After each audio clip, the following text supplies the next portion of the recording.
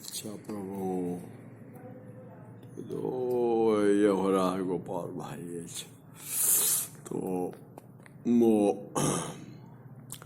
बोलिए सियापति रामचंद्र की जय, उमापति महादेव की जय। अच्छा प्रभु,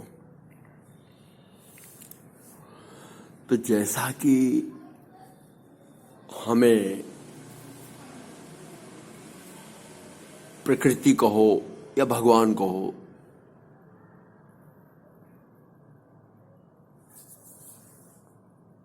इन दोनों ने ही तो आपको ये शरीर दिया है। इन दोनों में से किसी न किसी ने ये शरीर दिया है, मानव शरीर। इसमें नीचे दो टांगे लगाई हैं, वहां तक आप शुरू नहीं होते हो। वो तो टांगे हैं, दे आर वाहन, वो तो वाहन है, वो तो आप लोकोमोटरी ऑर्गन्स हैं, यू मूव ऑन देम। वो आपके बॉडी को शिफ्ट करने का काम करती हैं। तो बोलो टांग भगवान की। अच्छा अच्छा, वो ऊपर आप रहते हो, उन टांगों के ऊपर आप सवार रहते हो। पर अब आप सवार में क्या है, उसके ऊपर भी ढूंढने जाओ तो एक थैला मिलेगा 5 या 10 किलो का। थैले में अपन लोग यहाँ ऊपर से कुछ भी आटा दाल चावल डालते रहते हैं। तो वहां भी आप कोई खास नहीं मिले। ऊपर एक इधर मशीन सॉफ्टवेयर लगा रहता है, वो चलता है डब डब डब डब। तो दैट इंडिकेट दैट मशीन जिंदी है। और एकदम जो सबसे टॉप पर जो वो उसे कोई ब्रेन कहता है, कोई दिमाग कहता है, कोई मस्तिष्क कहता है आदि, ये सब हैं आपके मतलब देखने में जो आने वाले जो अंग प्रत्यंग हैं। एनी हाउ, मेरा मतलब ये है कि जब आप टांगों से आप क्या खाना बनाते हो? नहीं। टांगों से आप क्या पानी पीते हो? नहीं। हाथों से क्या आप चलते हो? नहीं। नाक से क्या आप देखते हो? आंखों से क्या आप सुनते हो? नहीं। तो तात्पर्य यह है कि इस प्रकृति ने और इस भगवान ने एक और वस्तु आपको दे रखी है, जिसका नाम है दिमाग, मन, मस्तिष्क। तो वैसे देखा जाए तो टांगे तो आई थिंक जितने मनुष्य होंगे सबकी 2 ही टांगे होंगी, नहीं किसी की ज्यादा कम भी है भैया। 2 ही टांगे। हाथ भी मैं समझता हूं कि सबके 2 ही हाथ होंगे। ओके, तो फिर डिफ्रेंशिएट। अच्छा, आंखें भी 2 हैं, नाक भी 2 हैं। ओके, डिफ्रेंशिएशन काय पे होगा कि ये रावत जी हैं और ये इस टाइप के आदमी हैं, ये गोपाल जी हैं, ये इस टाइप के आदमी हैं, ये भाई साहब हैं, ये इस टाइप के आदमी। ये क्वालिटी आपकी काहे से बनेगी? दिमाग से, मस्तिष्क से। वाह। तो कहने का मतलब है कि मस्तिष्क नामक एक शक्ति भी दे रखी है। तो अपन टांगों का उपयोग कर लेंगे, हाथों का भी उपयोग कर लेंगे, खाना बना लेंगे, खाना खा लेंगे, मारना होगा, घूंसा मारना होगा, थप्पड़ मारना होगा, आदि आदि वो सब भी कर लेंगे, आंखों से देख लेंगे, नाकों। But how we are using the दिमाग, how we are using the mind. अच्छा, इसमें से कई लोग होते हैं जो उसको ब्रैकेट में डाल के रखते हैं, झोले में डाल के रखते हैं, या तू अपनी टाँटा मत कर। और कई लोग तो उससे तंग आकर के उसको और ये कर देते हैं कि ज्यादा टाँटा करेगा तो गांजा डाल दूंगा तेरे ऊपर, दारू डाल दूंगा। और अपना दारू डाली तो वो 2-4 घंटे के लिए चुप। गांजा डाला कि वो 2-3 घंटे के लिए फिर चुप, भांग डाली तो वो अस्त व्यस्त, ड्रग्स डाल दी अस्त व्यस्त। लेकिन वो तो भैया ये है कि जब तक आपकी सांस चलती रहेगी, जब तक ये मशीन चलती रहेगी, तब तक वो जिंदा है, वो कार्य करता रहेगा। जैसे ही आपका गांजा और शराब उतरी, फिर उसने काम करना शुरू किया। गोपाल क्या कर रहा है, गोपाल क्या करेगा बे, गोपाल तूने इसके लिए क्या सोचा, तूने उसके लिए क्या सोचा, वो फिर लगा है पीछे। इंद्रियाणाम मनश्चास्मि, इंद्रियों में मैं मन हूं, भगवान ने कह दिया। तो अब इसे क्या भूत कहें या भगवान कहें, ये बड़ी मुश्किल बात है। समझना पर एक बात है कि ये पीछे पड़ा हुआ है तुम्हारे। उठ उठ उठ उठ, आगे बढ़ आगे बढ़, चल चल चल चल। अब इसको दबाने के सैकड़ों हथकंडे तुम लोग दबाने के, या इससे छुपने के या छुपाने के। संगीत कर लो, कुछ देर छुप जाएगा। इधर उधर पिकनिक पे चले जाओ, घूमने चले जाओ, बॉयफ्रेंड कर लो, गर्लफ्रेंड कर लो, इसको इधर उधर बहका दो, कुछ मन को बहला दो, फुसला दो, मन को वो एंगेज कर दो। पर वहां से घूम फिर के आए, फिर क्या कर रहा भाई, क्या कर रहा भाई, मैं तो यहीं डे एंड नाइट। तो वो कहते हैं ना कि एक व्यक्ति ने ऐसी सिद्धि करने गया, तो सिद्धि करते करते एक भूत की सिद्धि कर रहा था, भूत मिल गया। तो भूत ने कहा कि हाँ मैं हाजिर हूं, बोलो क्या करना है। तो वो बोले तुम जो कहोगे वो मैं करूंगा। अच्छा करोगे तो जा, तो वो पानी ला, तो वहां से पानी बराबर बराबर बराबर पानी इतना भर दिया। अब बोलो, बोले अब एक काम करो, वो कुआं खोद दे। वहां कुआं हाथ से बड़े बड़े नाखूनों से खटाखट कुआं खोद के रख दिया। अब बोल क्या करूं। बोले लकड़ी नहीं है, तो वहां की लकड़ियां, झाड़ की लकड़ियां तोड़ के ले आया, झाड़ के झाड़ उखाड़ के रख दी। अब बोलो अब क्या करूं। बोले बैठ जा। बोले बैठूंगा नहीं, तूने मेरे को काम करने के लिए बुलाया ना, काम बता। अब व्यक्ति मुसीबत में पड़ गया, काम ही नहीं था।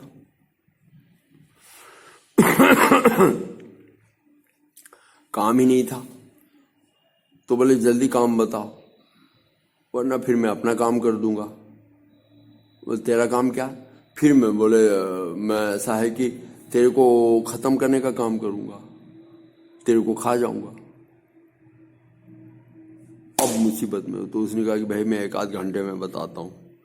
फिर वो गया किसी बुद्धिमान से पूछने की, भूत ऐसा सिद्ध हो गया है, उसको कैसे क्या करूं। तो उसने बोला कि एक काम कर, उसको एक झाड़ है, वो झाड़ पे बोल कि झाड़ पे तेल लगाएगा ऊपर से नीचे तक, और उसको बोल दे कि काम जब पूछे तो बोल देना कि इस झाड़ पे ऊपर चढ़ और नीचे उतर, ऊपर चढ़ो, ये भाई यही करता रहा, काम है ये मेरा। तो वो भूत फिर ऐसा करता रहा, ऊपर चढ़ता रहा, नीचे उतरता रहा, तो वो बिजी रहा। तो कहने का मतलब है कि ये मन रूपी ये शक्ति फिर आपकी जागृत हो जाएगी। तो अब इसमें यह है कि नारायण, तो मन का ऊपर चढ़ नीचे चढ़, ये तो खैर एक इस प्रकार का काम हो गया कि सारे गामा पद निसा सानी धप मगर ऐसा, सारे गामा पद निसा सानी धप मगर ऐसा, ये तो ये हो गया। पर इससे तो उसको वहीं पर एंगेज करना हो गया। परंतु ये है कि हमें तो अपने मन मस्तिष्क का ऐसा क्रिएटिव उपयोग करना पड़ेगा कि जो फलदायी उपयोग बने। तो उपयोग बने तो इसके लिए ये है कि हमको ये दिमाग शैतान का रूप क्यों ले लेता है पता है। ये बड़ी फेमस कहावत है कि खाली दिमाग काय का घर, शैतान का घर। खाली दिमाग शैतान का घर। तो दिमाग को अगर आप खाली रखोते हो तो शैतान का घर बनता है। तो आपको उचित है कि दिमाग को ही बिजी नहीं करना है, तुमको भी तो लाभ प्राप्त करना है। तो लाभ इस जगत में आने का, ये शरीर प्राप्त करने का, और ये जीवन जो पल पल बीत रहा है, 20 साल बीत गए, 28 साल बीत गए, 30 साल बीत गए, तो आपको भी तो कुछ कर गुजरना है या कुछ प्राप्त करना है, सुख सुविधा। तो इसके लिए एक काम करो कि ये मस्तिष्क को एक बहुत बड़ा कोई सा लक्ष्य दे दो कि यार मस्तिष्क तू मेरे को यहां से वो समुद्र के पार पहुंचा दे। और भगवान श्री राम को मतलब समुद्र के पार, समुद्र पर पुल बांधना था, तो उन्होंने भी अपने मस्तिष्क को ऐसे ही बनाया। तो मस्तिष्क ने फिर बंदर ला दिए, ये ला दिए, वो ला दिए, और समुद्र पर पुल बन गया, सेतु बना। तो ये रावण जो है, अजय रावण है, कोई मार नहीं सकता, कोई देवता उसको, तो इसको मारना है, ये लक्ष्य बनाया। तो भगवान राम ने रावण को मारा। तो तात्पर्य यह है कि सबसे दुर्भाग्यशाली या शक्तिहीन व्यक्ति वो है जो अपने मस्तिष्क के द्वारा कोई लक्ष्य नहीं निर्धारित करता।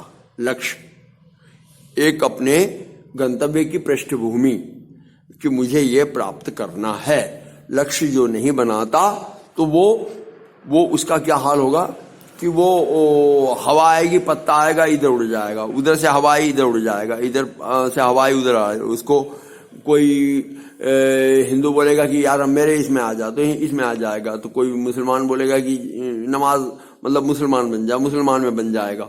उसका कोई अपना लक्ष्य नहीं होगा, वो उस व्यक्ति को कोई भी इधर से उधर कर देगा। तो अच्छा, लक्ष्य एक न एक व्यक्ति को अपने क्षमता, योग्यता, आयु के अनुसार एक न एक लक्ष्य अवश्यमेव निर्धारित करके रखना चाहिए। तगड़ा लक्ष्य, बहुत तीव्र होना चाहिए। तब फिर रिजल्ट क्या निकलेगा कि जो आपका लक्ष्य होगा वही आपका व्यक्तित्व बन जाएगा। आपका लक्ष्य ही आपका दिमाग बन जाएगा और आपका दिमाग ही आपका व्यक्तित्व बन जाएगा। तो फिर आप सदा सर्वदा अपने लक्ष्य की प्राप्ति के एक गंतव्य में ही मंडराते रहेंगे। तो आपको इस जगत और जगत की छुटपुट वस्तुएं और ये चीजें कम दिखाई देंगी, क्योंकि आपका लक्ष्य बहुत तगड़ा है। तो आप लक्ष्य पे टिके रहोगे। अन्यथा खाली दिमाग शैतान का घर। जिनका लक्ष्य नहीं होता उनको ये छुटपुट चीजें, वस्तुएं दिखाई दिया करती हैं। तो वो मतलब ये कि अस्तित्वहीन रहते हैं। लेकिन एक न एक उत्तम जो लक्ष्य बना ले तो लक्ष्य ही उसका संकल्प बन जाता है, वही उसका व्यक्तित्व बन जाता है, वही उसका दिमाग बन जाता है, वही उसका स्वरूप हो जाता है। और लक्ष्य ये अलग बात है कि किसी कारण से प्राप्त हो या न भी हो, तब भी एक अपना लक्ष्य तो निर्धारित करना बहुत आवश्यक है। क्योंकि सदा सर्वदा वह अपने विचारों की पृष्ठभूमि में रह सकता है और अपने व्यक्तित्व को अपने लक्ष्य या अपनी पृष्ठभूमि के अनुसार बना सकता है। चाहे वो लक्ष्य आपका संगीत के जगत में कुछ प्राप्त करने का हो, योग के जगत में प्राप्त करने का हो, पुस्तक के लेखन के जगत में प्राप्त करने का हो, चाहे आर्थिक कोई उपलब्धि प्राप्त या सामाजिक कोई पद प्रतिष्ठा प्राप्त करने का भी लक्ष्य हो सकता है।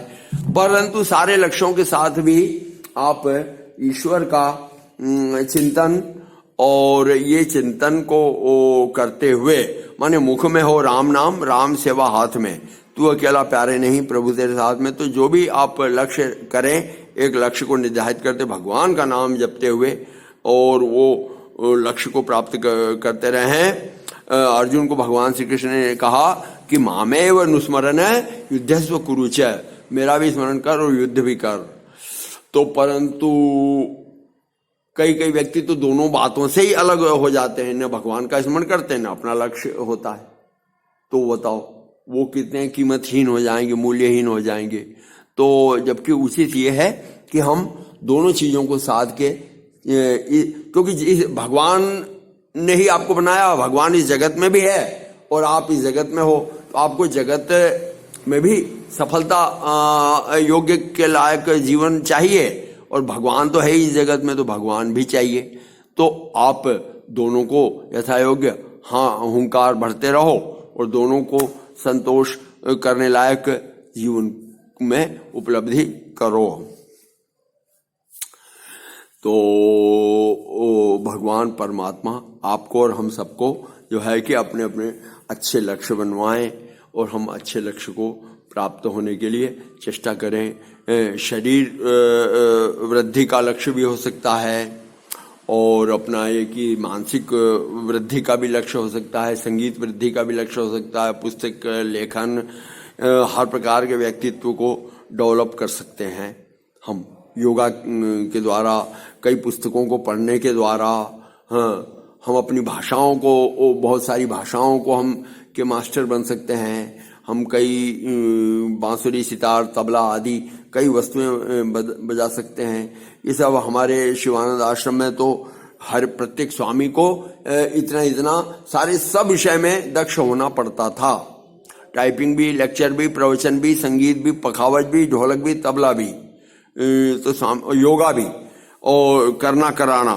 तो स्वामी शिवानंद जी ने तो कई तो ये आदर्श रखा है और हम लोग ऐसे गुरुजनों के आदर्शों के पद चिन्हों पर चलने की चेष्टा करें और ईश्वर हम सबको वो शक्ति प्रदान करे। बोलो सियापति रामचंद्र की।